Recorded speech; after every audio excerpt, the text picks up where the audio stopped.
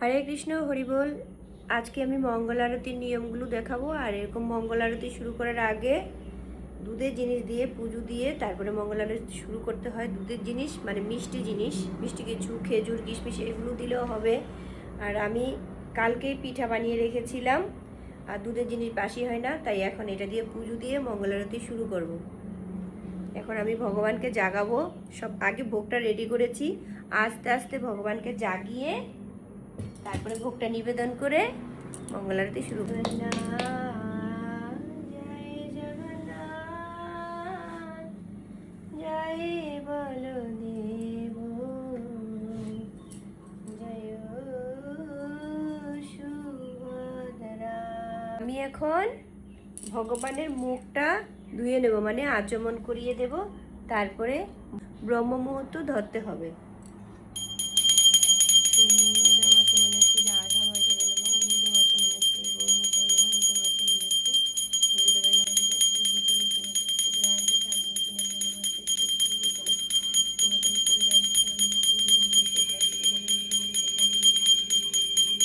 হয়ে গেল ভোগ নিবেদন। এইবার আমি আরতির থালাটা রেডি করব।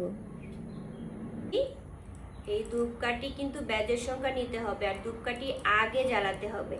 এখানে একটা নিয়েছি, কেউ 3টাও নিতে পারো, 7টাও নিতে পারো, কেউ চাইলে 1টাও নিতে পারো।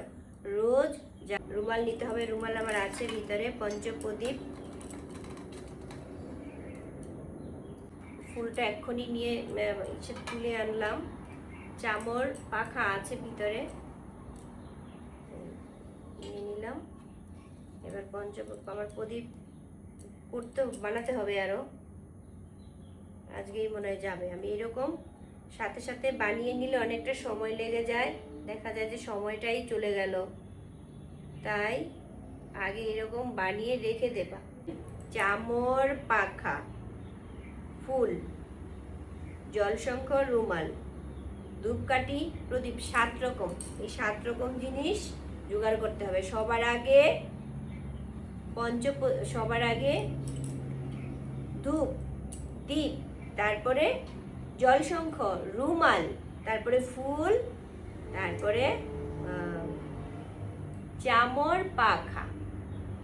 আর মঙ্গল আরতির যে এটা ভজনটা করা হয়, যে গানটা গাওয়া হয়ে মঙ্গল আরতি করা হয়, যে পূর্বাষ্টকম বলে, ওটা হচ্ছে সংসার দাবা নরলিধ লোক ত্রাণায় কারুণ্য ঘন ঘনাতম প্রাপ্তস্য কল্যাণ গুণার্ণবস্য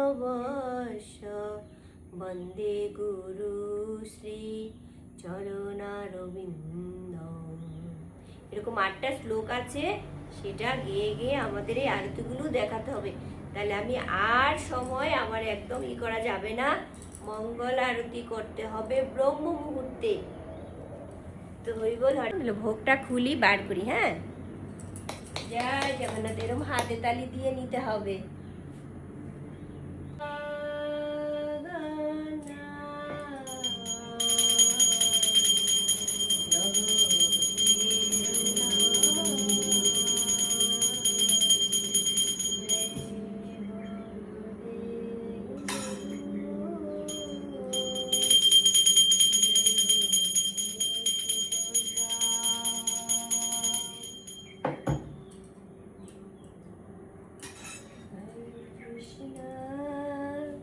হয়ে গেল। এই যে পিঠে করে রেখেছিলাম দুধ দিয়ে, নাড়ু, মিষ্টি জিনিস, দুধের জিনিস, জল দিয়ে ভোগটা হয়ে গেল।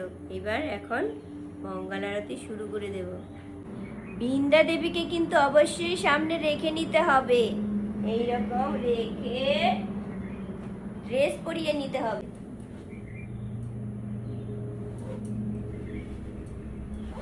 এইখানে গ্লাসে এরকম করে রেখে দিই আলাদা, এটা আমি দিয়ে নেব। কিছু ধরে যেই জিনিসটা, যেই আইটেমটা দেখানো হয়ে যাবে ভগবানকে, সেটা কিন্তু হাত না ধুয়ে অন্য আরেকটা জিনিস ধরা যাবে না। যেমন আমি যখন প্রদীপটা দেখিয়ে নেব, প্রদীপটা দেখানো হয়ে গেলে এই থালাতে রাখবো না, প্রদীপটা নিচে রেখে দিতে হবে। এবং পরবর্তীতে আরেকটা জিনিস আমার আরতি দেখানোর জন্য ধরতে গেলে আচমনের পাত্র থেকে এরম করে হাত ধুয়ে তারপরে আবার আরেকটা জিনিস ধরতে হবে, তা না হলে কিন্তু একবার দেখানো হয়ে গেলে প্রসাদী হয়ে যায়, নেক্সটে অন্য কিছু ধরলে সেটা প্রসাদী হয়ে যাবে। তাই হাত ধুয়ে ধরতে হবে আর ওটা থালা থেকে নামিয়ে নিতে হবে। আমার একটা পিতলের থালা কিনবো আরতির, এখনো কিনা হয়নি, তো সবাই কৃপা করবে আমার যেন এই সংসারটা সুন্দর হয়ে যায় জগন্নাথের।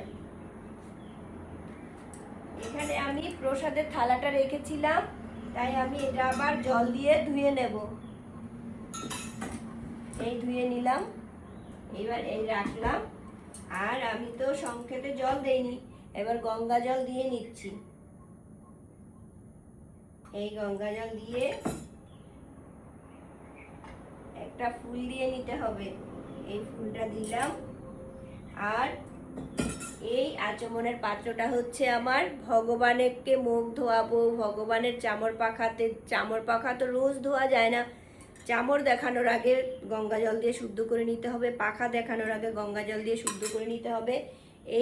এই আচমনের পাত্রটা ভগবানের কাজে ব্যবহার করব। আর আরেকটা হচ্ছে আমার, যেটা আমি বারবার হাত ধুবো, বারবার আচমন করে নেব, এটা হচ্ছে আমার জন্য। হ্যাঁ, এটা রেখে নিলাম।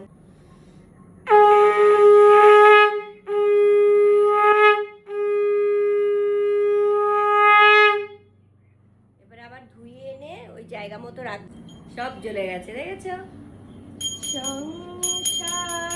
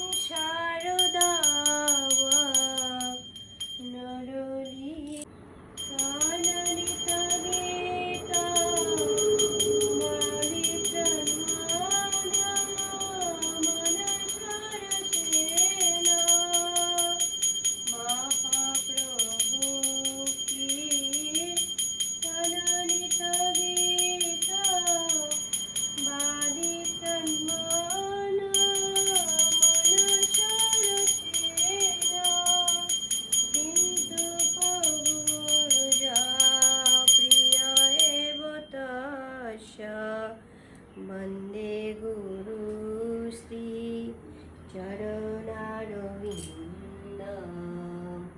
তো হরে কৃষ্ণ, বাকি সব কিছু দেখিয়ে নেব, আর ঠিক এইভাবেই মঙ্গল আরতি করতে হয়। আর যদি আমার ভুল ত্রুটি হয়ে থাকে, আরও শুদ্ধভাবে কেউ জেনে থাকো, তাহলে আমাকে কমেন্ট করে জানাও।